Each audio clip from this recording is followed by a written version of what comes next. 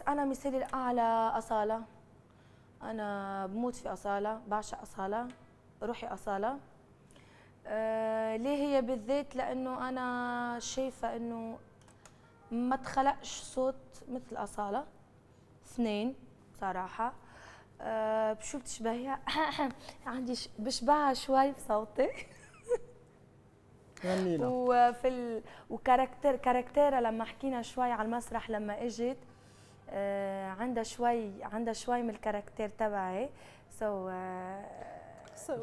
ايه اكيد لازم ندخل انت اللي عندك منها. انت اللي عندك منها. انا اللي عندي منها اكيد. لا لا انا سمعت غلط. لا مش انا مش بقصد كده. سكاتش. بنشبه بعض شويه.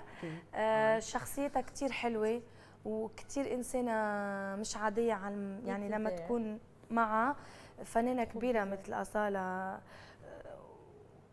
تحس روحك انه كنت تصور انه رح تبقى هيك يعني، وعندها الحق.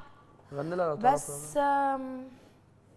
بس لقيت العكس، انها عندها طيبة قلب مش عادية، انها انسانة عادية عبارة زيها يعني. انا بموت فيها وراح اغني لها اغنية. غدا اغني لها لو تعرف.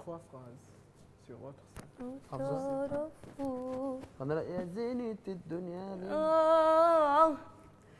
يا زينة الدنيا لنا يا أغلى من روحي والعيون، بنقول لكم من قلبنا لو كنا ورد انتوا الغصون، لو كنا ليل انتوا الصباح، لو كنا طير انتوا الجناح، وانتوا معوضنا عن اللي راح، انتوا معوضنا عن اللي راح وعن اللي مش ممكن يكون. لو تعرفوا بنحبكم ونعزكم كده قد ايه، لا تقدروا حتى التراب اللي بنمشي لكم عليه.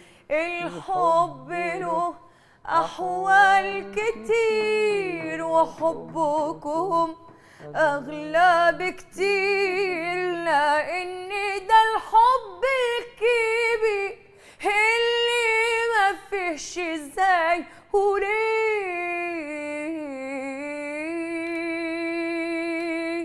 لو تعرفوا قبل ما اروح